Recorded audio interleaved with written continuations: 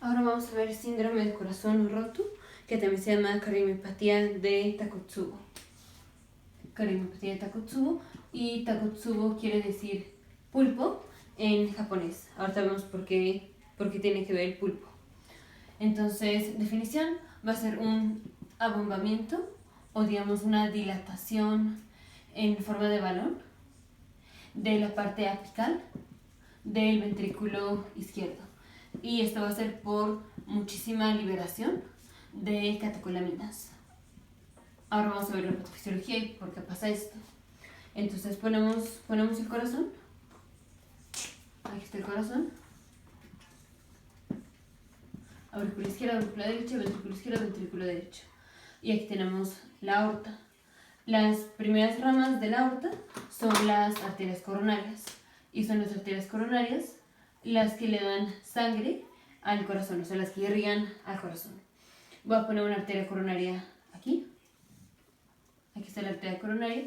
Y vamos a comparar 3 tipos de pacientes. Así. Esta es una arteria coronaria, esta es otra y esta es otra. O sea, de distintos pacientes. En este paciente, este es un paciente joven que no tiene enfermedad ateromatosa. Este va a ser un paciente que tiene enfermedad ateromatosa. Y este va a ser un paciente que no tiene enfermedad ateromatosa y va a desarrollar síndrome de corazón roto. Y entonces, cuando viene una condición en donde hay muchísima liberación de catecolaminas, esto es, por ejemplo, mucho estrés emocional por el trabajo, pero es raro que sea por el trabajo. O sea, no es cualquier estrés como nada más estar estresado del trabajo o así. No, son cosas como muy fuertes, muy estresantes, como puede ser un terremoto, o lo más común es la muerte de un ser querido. Eso es hermanos, padres, hijos. Y esposo o esposa. Ese es el más común, ese es el clásico. En donde en esta condición se va a liberar muchísimas catecolaminas. Entonces vamos a ver 3 tipos de pacientes. Este va a ser un paciente joven que está en esta condición, digamos, está en una condición en donde se libera muchísimas catecolaminas. Entonces, cuando se libera muchísima catecolamina, el corazón aumenta la contractilidad, o sea, la fuerza de contracción aumenta y la frecuencia cardíaca aumenta. Y todo esto termina siendo un aumento de demanda de oxígeno. O sea, el corazón requiere más oxígeno, requiere más sangre. En un paciente joven que no tiene enfermedad ateromatosa, puede ser que aunque haya habido muchísimo aumento de demanda de oxígeno por haber entrado en esta condición de muchísimo estrés emocional, puede ser que la sangre que pasa por esta coronaria sea suficiente para suplir aún este muchísimo aumento de demanda de oxígeno por el haber estado en este estrés emocional. Dicho de otra forma, como esta sangre sí le va a alcanzar a este paciente, aunque haya estado en esta condición y se haya liberado muchísima catecolamina, este paciente no va a tener síntomas. Entonces, dicho de otra forma, los pacientes jóvenes básicamente no se van a ver afectados. Ahora, si tenemos un paciente que tiene enfermedad ateromatosa, aquí, esta es la placa de ateroma. Todavía este paciente no ha entrado en la condición de estrés emocional, todavía no. Digamos que este paciente en reposo no tiene dolor. Puede ser que en ejercicio, como en ejercicio aumenta la demanda de sangre, o sea, aumenta la demanda de oxígeno, puede ser que la sangre que pasa por esta arteria, que está estenosada por la formación de placa de ateroma, no sea suficiente para suplir el aumento de demanda de oxígeno cuando el paciente hace ejercicio. O puede ser que sí, puede ser que todavía la placa no es suficientemente grande. Vamos a poner el ejemplo en donde es un paciente grande, digamos de más de 60 años, digamos es una mujer posmenopáusica, de más de 60 años, tiene enfermedad coronaria, o sea, ya tiene placa de ateroma, pero digamos que no es tan grave para ocasionar síntomas en ejercicio. Dicho de otra forma, aunque la paciente tenga esta placa de ateroma, el aumento de oxígeno que se da en condiciones de ejercicio es suficiente para perdón, la sangre que está pasando por aquí es suficiente para suplir este aumento de oxígeno que se requiere cuando aumenta la demanda por el ejercicio. O sea, dicho de otra forma, este paciente, aunque tiene enfermedad ateromatosa, no tiene síntomas en ejercicio. Ahora, ¿qué pasa si este paciente entra en esta condición emocional? Entonces, es un paciente que tiene enfermedad ateromatosa, es asintomática, ya sea en reposo o en ejercicio, pero cuando viene esta condición emocional, que es muchísima liberación de catecolaminas, mucho más que las catecolaminas que se liberan en ejercicio, dijimos, va a aumentar muchísimo la demanda de oxígeno. Y ahora, como está aumentada muchísimo más la demanda de oxígeno, puede ser que ya la sangre que está pasando por aquí, ahora sí, no sea suficiente para suplir el aumento de sangre, el aumento de oxígeno, el aumento de demanda de oxígeno, por el hecho de haber entrado en una condición de estrés, pero con el antecedente de que per se tenemos una disminución de la sangre que pasa por aquí por haber tenido la placa de ateroma. Entonces, aquí el énfasis es en que la razón por la cual se da síndrome de Takotsubo es por el hecho de que tenemos muchísima liberación de catecolaminas. Y no tiene nada que ver con el hecho de tener la placa de ateroma. O sea, la etiología no es la placa de ateroma, no tiene nada que ver con los pacientes que desarrollan un infarto porque la placa se les rompe y se les hace un trombo. No, aquí no tiene nada que ver eso. Aquí el síndrome de Takotsubo es porque hay una condición de estrés emocional en donde se liberan muchísimas catecolaminas. Ahora, ¿qué pacientes van a ser los que se ven afectados por el tener muchísimo aumento de demanda de oxígeno al entrar en una condición de estrés emocional? Los pacientes jóvenes que no tienen placa de ateroma, cuando entran en esta condición de estrés, la sangre que pasa todavía va a ser suficiente para suplir este muchísimo aumento de oxígeno o de sangre por haber entrado en esta condición de estrés. ¿Por qué? Porque esta es una coronaria sana que no está estenosada. En cambio, este paciente que ya, o sea, previamente tiene la placa de ateroma y ahora que entra en esa condición de estrés emocional, puede ser que con la placa de ateroma el paciente puede ser que hasta aún haya sido asintomático, pero con el hecho de que ahora tiene muchísima liberación de catecolaminas por este estrés emocional, puede ser que ahora la sangre que pasa por aquí, como es menos que la de este paciente, porque este paciente ya tiene la placa de ateroma, es menos la sangre que pasa por aquí y esta sangre puede ser que no sea suficiente para suplir el muchísimo aumento de demanda de oxígeno del corazón en esta condición de estrés. Entonces, ¿qué pacientes son los que desarrollan síndrome de corazón roto? Pacientes que entran en condición de estrés emocional, en donde se liberan muchísimas catecolaminas, pero tienen una enfermedad preexistente. O sea, tienen placa de ateroma, generalmente.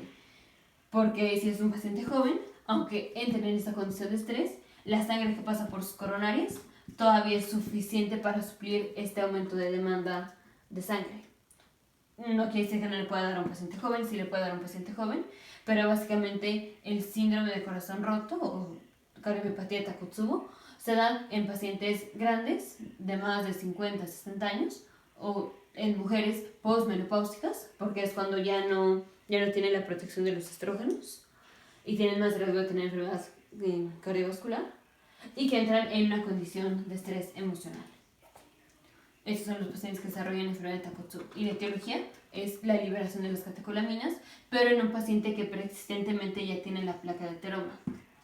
El cuadro clínico es si no le está llegando suficiente sangre al corazón durante ese estrés emocional, pues vamos a tener isquemia.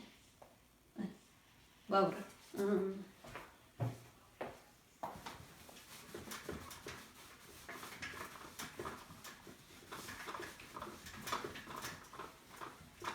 Vamos a tener isquemia.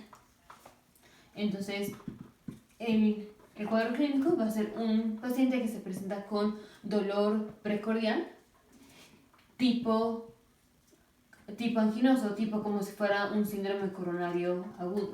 O sea, literal, el paciente se va a presentar como si tuviera un infarto, porque es lo que está pasando. La paciente está teniendo un infarto, o sea, necrosis o isquemia de los miocitos, pero por el hecho de la liberación de catecolaminas, no porque se le haya roto la placa de ateroma, como es el caso del síndrome coronario agudo. Entonces, el cuadro clínico es, básicamente se presenta como si estuviera teniendo un síndrome coronario agudo, que de hecho pues es lo que está pasando. Pero no es porque se haya roto la placa de ateroma, que es lo que produce el síndrome coronario agudo. Diagnóstico diferencial que es el infarto. El síndrome coronario agudo que se da porque se rompe la placa de ateroma y se forma un trombo, que ya lo hemos de forma súper extensa en videos anteriores. ¿Cómo hacemos diagnóstico? Con un ecocardiograma. Entonces, en orden cronológico, como es un paciente que viene con dolor precordial, ¿qué es lo que hacemos? Hacemos un electrocardiograma. ¿Y qué es lo que vamos a encontrar? La paciente tiene isquemia, entonces sí vamos a encontrar los cambios que se encuentran cuando un paciente tiene infarto. Por ejemplo, sí vamos a encontrar elevación del segmento ST, por ejemplo. Si digamos, toda la pared del corazón está sufriendo. Si está sufriendo un cacho de la pared, entonces puede ser que encontremos ST deprimido. Pero todo esto significa isquemia. Entonces, en un electrocardiograma sí vamos a encontrar los datos de isquemia o de infarto. Las troponinas pueden estar elevadas porque el paciente está teniendo isquemia, puede ser que esté teniendo muerte del corazón. Y en un ecocardiograma, bueno, antes del ecocardiograma, en un cateterismo, que es, digamos, el estándar de oro, y que básicamente vamos a hacer cateterismo para tratar un síndrome coronario agudo. No esto porque esto no tiene que ver con la placa de ateroma, pero el síndrome coronario agudo se trata con poner un stent, y el stent se pone haciendo cateterismo. Entonces es un paciente que va a venir con datos o cuadro clínico de isquemia. En un electro tenemos encuentros de isquemia y ¿qué pensamos? Que se le rompió la placa de ateroma y entonces la llevamos a cateterismo. Pero en cateterismo, ¿qué encontramos? En el cateterismo encontramos que no hay placa de ateroma que esté obstruyendo significativamente la luz de la arteria. Dicho de otra forma, dijimos aquí está la arteria del paciente, y cuando es el caso de que tenemos un síndrome coronario agudo, se forma la placa de ateroma, esta se rompe y se forma un trombo. Esto como se ve en un cateterismo, o sea, en la geografía, como se ve como una placa y un trombo que están obstruyendo la arteria. En el caso del paciente con síndrome de corazón roto, es un paciente que tiene la arteria coronaria. Dijimos que es un paciente que tiene placa de ateroma, o sea, porque es prerequisito para desarrollar los síntomas. Entonces, hay placa de ateroma, pero una no hay trombo, y otra, la placa de ateroma, no puede ser que no sea suficientemente grande como para que se vea en la geografía. Entonces, lo importante va a ser un paciente que va a venir con todo lo clásico, como si estuviera teniendo una ruptura de una placa de ateroma, ocasionando un síndrome coronario agudo, pero al hacer el cateterismo encontramos lo que se llama coronarias limpias, o sea, que no está el trombo, puede ser que hasta ni se vea la placa de ateroma, porque puede ser muy chica. Entonces, en cateterismo vamos a encontrar coronarias limpias. Y entonces, ¿qué pensamos? Porque un paciente va a tener isquemia y no tiene trombosis de la arteria. ¿Qué otro diagnóstico diferencial tenemos? Angina de Prinzmetal. Entonces, otro diagnóstico diferencial es angina de Prinzmetal. que ya la vimos en videos anteriores y tenemos un estudio de provocación. Entonces digamos que a la paciente le hacemos el estudio de provocación y vemos que no tiene angina de Prinzmetal. Entonces, ¿qué pensamos? Pensamos en síndrome de corazón roto. Y también por la historia clínica, vamos a pensar en síndrome de corazón roto, porque va a ser en el contexto de un estrés emocional bastante severo. Ahora sí, ¿cómo hacemos cuál es el encuentro clásico en síndrome de corazón roto? Este es que en un ecocardiograma vamos a encontrar la dilatación apical del corazón. Entonces, esto es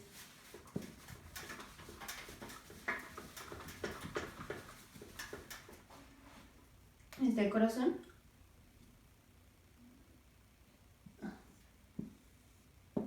Así, es el corazón.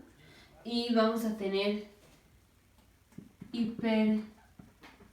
hiperdinámica, la parte basal del corazón, y vamos a tener disquinesia de la parte apical del corazón. O sea, la parte basal, la parte no apical, o sea, esta parte se va a mover normal. Esta parte, la parte apical, se va a mover menos. Y eso se va a ver como un abombamiento, o sea, esta parte se mueve bien. La parte basal se mueve bien y esta parte no. Entonces, digamos, mis dedos son esta parte y la mano corresponde a la parte apical. Entonces, así. Esta parte se mueve, la parte de los dedos, que es la parte basal, y la parte apical no se mueve. Esto nos da la apariencia del pulpo.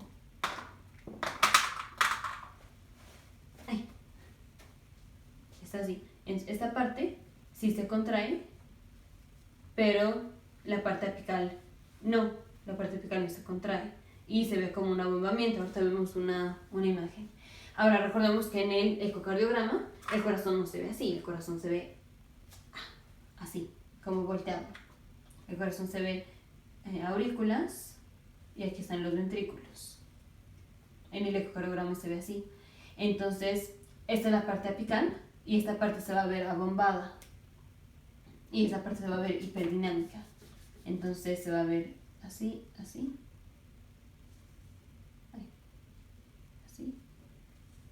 Y vamos a tener como un abombamiento de la parte apical. Y aquí está la apariencia del pulpo. Entonces está la parte apical que tiene disquinesia, se está contrayendo con menor fuerza, y la parte basal que sí se contrae bien. Entonces vamos a verlo.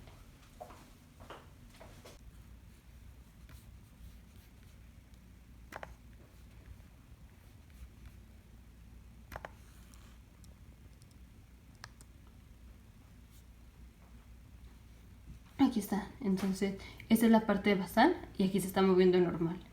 Y esta es la parte que está dilatada, que tiene forma de balón, con un poco de disfunción del ventrículo derecho.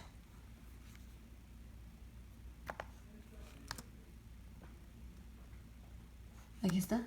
Otra vez degeneración en forma, no degeneración, pero abombamiento de la parte apical. Y esta parte está normal.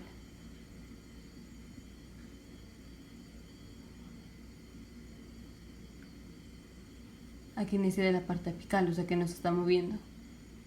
Y se ve un poco de disfunción del ventrículo derecho. Aquí en una angiografía no se van a ver nada de placa de ateroma, un trombo en las arterias, pero se puede ver esta dilatación de la parte apical del corazón.